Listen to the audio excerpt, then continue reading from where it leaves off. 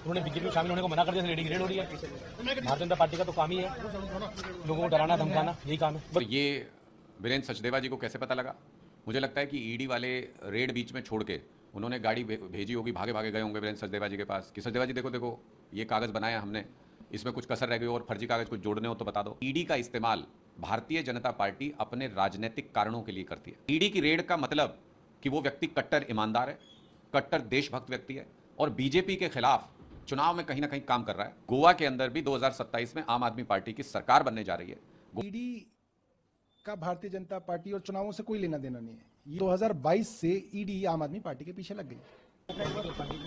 तोड़ना चाहते हैं और उनको लगता है कि आम आदमी पार्टी के लोग डर जाएंगे, झुक जाएंगे और अगर दीपक सिंगला जी भाजपा में शामिल होने के लिए हाँ कर दे तो ईडी की रेड सारी खत्म हो जाएंगी, वो वॉशिंग मशीन में नहा लेंगे।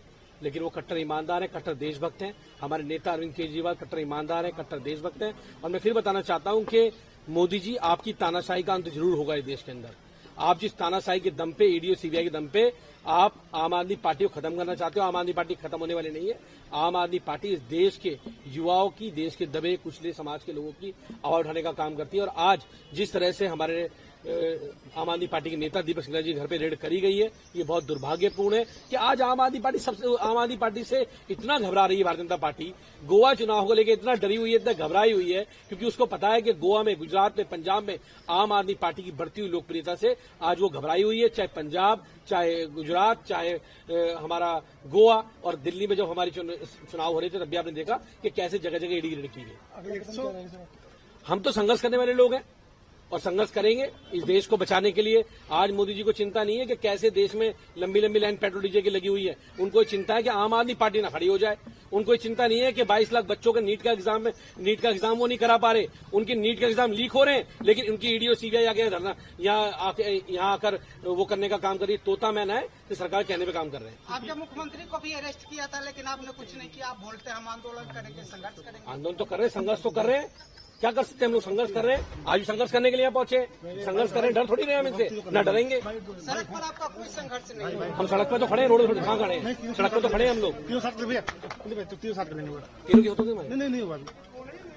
कुलदीप जी, पार्टी के जो नेता हैं दीपक सिंह जी रेड करा है, क्या कहेंगे सर? ये बहुत दुर्भाग्यपूर्ण है और ये कोई भ्रष्टाचार का मामला नहीं है। ये तो एक ही मामला है कि आप बीजेपी में आ जाओ। अगर आप बीजेपी में नहीं आओगे तो आपके घर पे ईडी की रेड होंगी, आपको झूठा फर्जी केस बना के आपको फंसाया जाएगा, आपको जेल में रखा जाएगा। अगर आप इनके भाजपा में आ जाओगे तो आपके सारे केस खत्म हो जाएंगे। लेकिन आम आदमी पार्टी के नेताओं पे तो केस ही नहीं है। वो जैसे शराब घोटाला पूरे की पूरे फर्जी साबित हुआ, भाजपा ने कितना लंबा उसका प्रोपेगेंडा बनाया और बाद में कोर्ट ने उसको ट्रायल लेकर समझा फेंक दिया। तो ऐसे ही ये केस भी ऐसे कैसे ही है, इस केस में कुछ है ही नहीं। भारतीय जनता पार्टी केवल अगर वो आज भाजपा में शामिल हो जाते तो उनके घर से ईडी वापस चली जाती, लेकिन वो आम आदमी पार्टी में है, वो देश के लोगों की बात कर रहे हैं, जनता की बात कर रहे हैं। 2024 में भी एक बार घर में रेड पड़ी थी, तब लोकसभा का चुनाव था इसलिए पड़ी थी।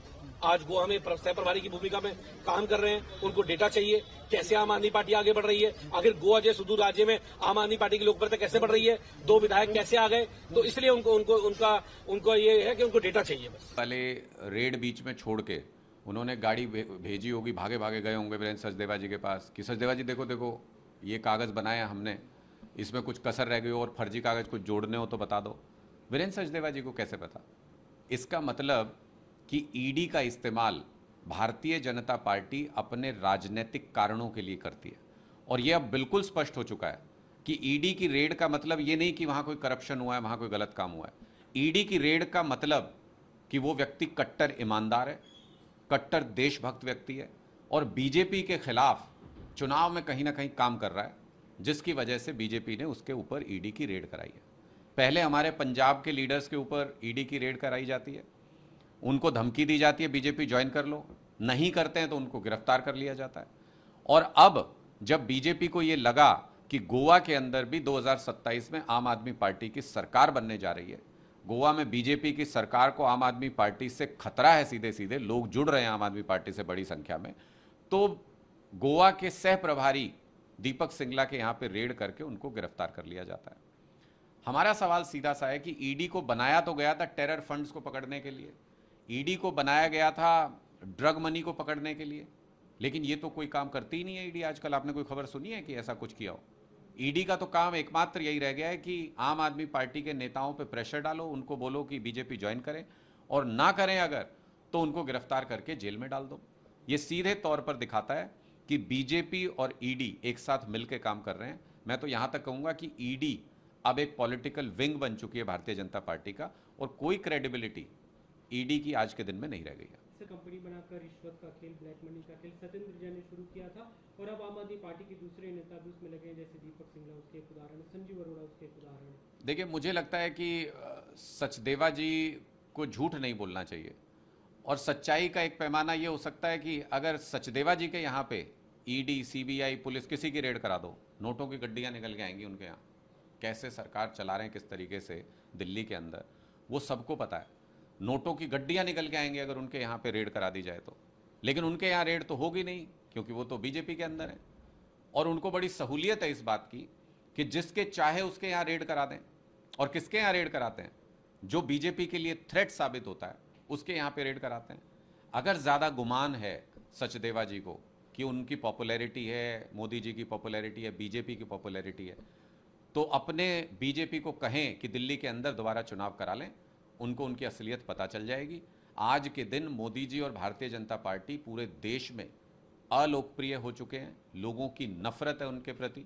सिर्फ और सिर्फ ईडी और सीबीआई के दम पे पूरे देश पे कब्जा करके रखना चाहती है बीजेपी। ईडी का भारतीय जनता पार्टी और चुनावों से कोई लेना देना नहीं है। ये अपने आप में एक स्वायत्त संस्था है, ईमानदारी से काम कर रही है, मगर समस्या सिर्फ इतनी है कि जब दिल्ली का चुनाव होने वाला था तो 2022 से ईडी आम आदमी पार्टी के पीछे लग गई। 2022 में, 2023 में, 2024 में पहले मंत्री गिरफ्तार हुए, सत्येंद्र जैन गिरफ्तार हुए, मनीष सिसोदिया गिरफ्तार हुए, संजय सिंह गिरफ्तार हुए, फिर अरविंद केजरीवाल गिरफ्तार हुए, फिर शांत हो गया सब कुछ। फिर चुनाव जब बंगाल का आया तो रोज ED, CBI, income tax Bengal के अंदर छापेमारी कर रही है। रोज ममता बनर्जी से जुड़े हुए या तो एजेंसी हो, आईपैक हो, उनके मंत्री हो, उनके विधायक हो, सब पूरा का पूरा ईडी जो है लग गया बंगाल में। अब बंगाल के चुनाव खत्म हो गए, अब चुनाव है पंजाब में और गोवा में। तो अब ईडी जो है रोज पंजाब के हमारे सांसद पे छापा मार रही है, हमारे मंत्री को गिरफ्तार कर लिया। सिर्फ और सिर्फ उसका पूरा ध्यान जो है पंजाब और गोवा में। आज जो है गोवा के हमारे जो सह प्रभारी थे दीपक सिंगला के घर छापा मारा गया और उनको गिरफ्तार कर लिया। मगर संस्था बिल्कुल स्वायत्त है, उसके ऊपर किसी का कोई लेना देना नहीं है, सरकार से कोई मतलब नहीं है, राजनीति का तो लेना देना ही नहीं है।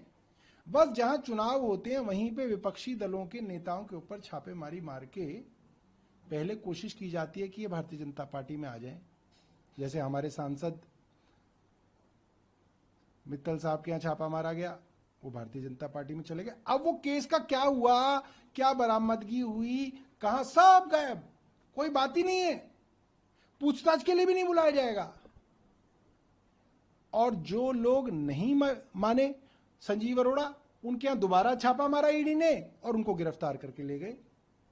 सिंगला जी पहले छापा मारा था, बात नहीं बनी, अब दोबारा छापा मारा, गिरफ्तार कर लिया।